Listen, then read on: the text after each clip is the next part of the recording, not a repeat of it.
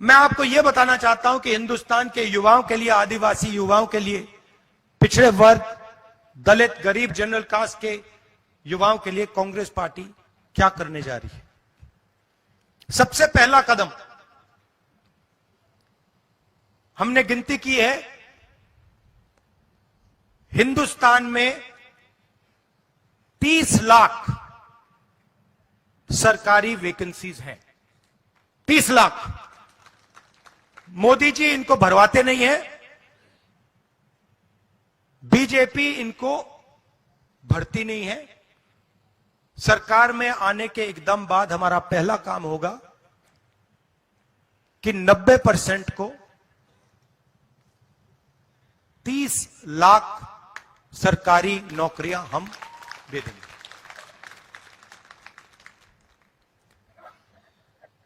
दूसरा ऐतिहासिक काम, हम मनरेगा प्रोग्राम लाए थे,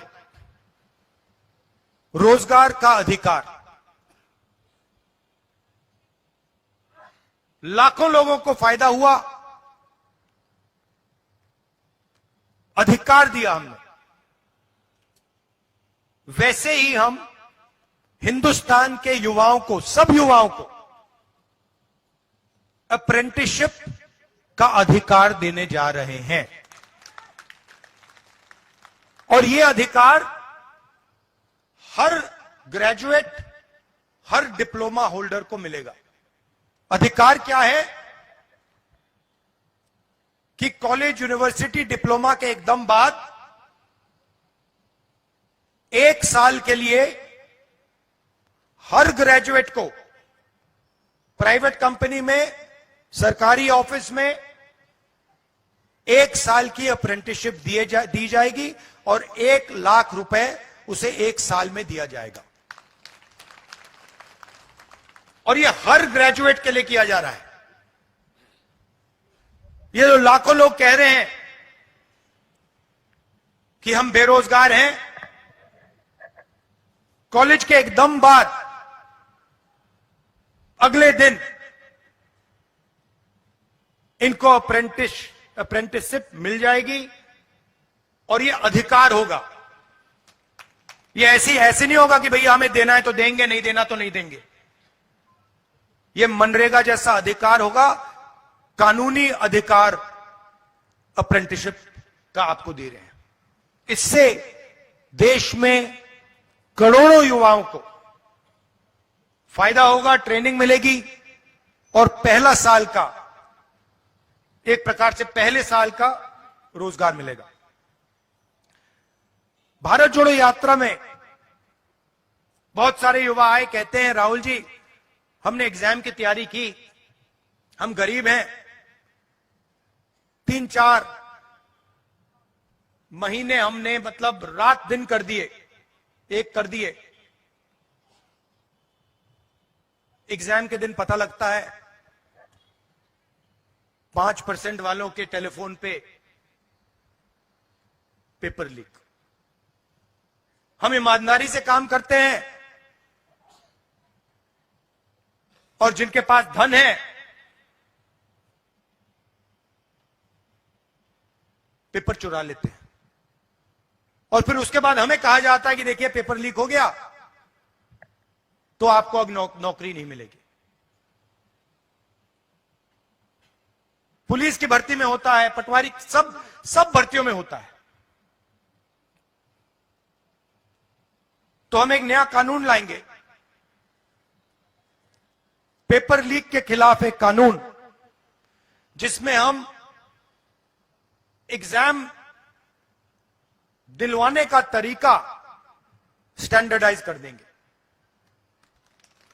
कि एग्जाम होगा तो ये जो आउटसोर्सिंग होती है, प्राइवेट कंपनी को पकड़ा दिया जाता है, ये आउटसोर्सिंग नहीं होगी। एग्जाम सरकारी संस्था करेगी और इस प्रकार से करेगी। और अगर इस प्रकार से नहीं किया और अगर पेपर लीक हो गया तो फिर कानूनी कार्रवाई ऐसी होगी कि दूसरी बार नहीं होने वाला है। चौथी चीज, युवाओं के लिए बहुत सारे युवा उबर, ओला, डिलीवरी का काम करते हैं। इसको अंग्रेजी में गिग वर्कर्स कहते हैं। और राजस्थान में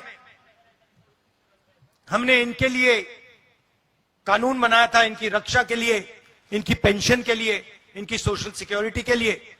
जो कानून हमने राजस्थान में बनाया था, वही कानून हम पूरे हिंदुस्तान में लागू करने जा रहे हैं कि जो ड्राइवर का काम करता है, सिक्योरिटी गार्ड का काम करता है, उबर का काम, ओला का काम, ये पिज्जा डिलीवरी जो होती है, ये जो सब युवा हैं, इनकी रक्षा हो, इनका एक प्रकार से पेंशन हो, सोशल सिक्योरिटी हो, और इनको एक दिन में सड़क पे ना करा जा सके। तो इसके लिए हम एक हिंदुस्तान में एक कानून बना रहे हैं। और पांचवी चीज, ये भी ऐतिहासिक चीज, नरेंद्र मोदी जी ने